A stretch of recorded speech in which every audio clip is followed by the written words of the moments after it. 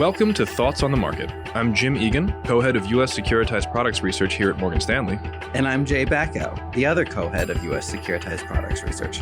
And on this episode of the podcast, we'll be discussing the U.S. housing market. It's Thursday, June 29th at 11 a.m. in New York. All right, Jim. We put out our mid-year outlook about a month ago.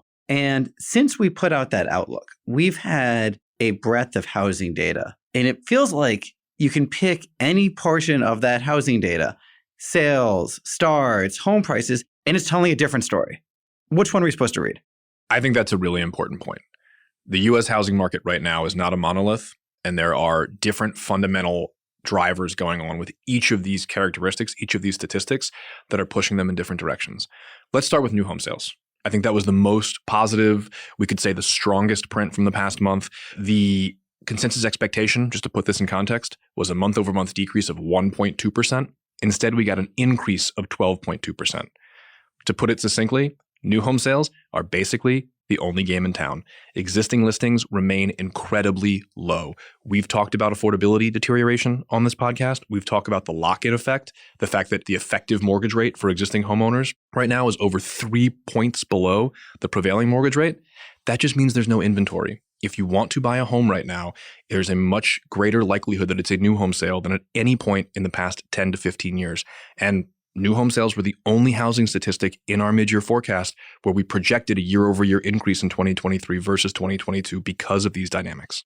All right, so that's the new home sales story. Does that mean that we're just broadly speaking supposed to expect more housing activity? This is the single most frequent question that we've been getting the past 2 weeks because of this data that's come in.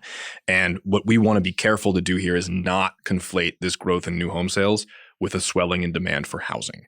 As we stated in the outlook, we expect the recovery in housing activity to be more L-shaped. This behavior is apparent in more higher frequency data points. Purchase applications, for instance, 2023 remains far weaker than 2022. Average weekly volumes are down 35% year to date versus last year, and they're really not showing much sign of inflecting higher. In fact, if we look at just May and June versus 2019, prior to the pandemic, purchase applications are down almost 40%. Now, comps will get easier in the second half of the year. Year-over-year decreases will come down, but total activity is not inflecting higher. This is also showing through existing home sales, which are not showing the same improvement as new home sales. Existing home sales are down 24% year-to-date versus 2022. Also, pending home sales, which missed a little bit to the downside just this morning. Okay, so when I think about the process of housing activity, at the end, you've got a home sale, existing home sale, a new home sale. At the beginning, you've got either people applying to buy a home or starting to build a home. And the housing start data, that was pretty strong relative to expectations as well, right? It was. And the dynamics that we're discussing here, fewer existing home sales and climbing new home sales, that's leading to new home sales making up a larger share of that total number. And subsequently, home builder confidence is growing as a result. We think you can view this starts number as perhaps a manifestation of that confidence, but we also want to stress that you need to think about that starts number in terms of single unit starts versus multi-unit starts. And yes, single unit starts were stronger than we anticipated, but they were still down year over year. And through the first 5 months of this year, they're still down 23%. Again, as with most housing activity data, the year-over-year comps are going to get easier in the back half of this year.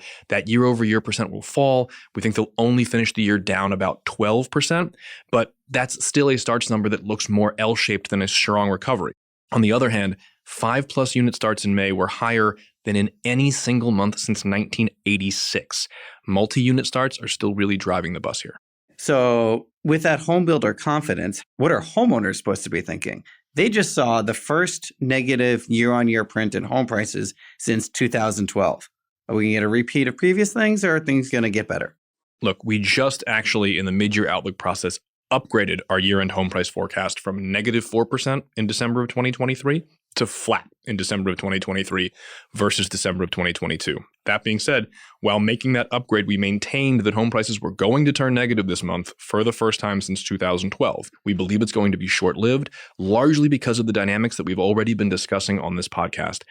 Current homeowners are not incentivized to list their home for sale. Existing listings continue to be incredibly low. The past few months, they've actually resumed falling year over year. When you look at affordability, it's still challenged, but it's not getting worse. When you look at overall inventories, they're still close to multi-decade lows, but we're not setting new historic lows each month. All of that leads to even more support for home prices on a go-forward basis. We're still confident in our 0% for the end of the year. We might spend a couple more months here in negative territory before we kind of rebound back towards that flat by the end of 2023. All right, so new home sales surprise to the upside, but we shouldn't conflate that with swelling demand for housing. Home prices just trended negative, but we think that was expected, and they're going to end the year flat versus 2022. Jim, always great talking to you. Great talking to you too, Jay. And thank you for listening. If you enjoy Thoughts on the Market, please leave us a review on the Apple Podcast app and share the podcast with a friend or colleague today. The preceding content is informational only and based on information available when created. It is not an offer or solicitation, nor is it tax or legal advice. It does not consider your financial circumstances and objectives and may not be suitable for you.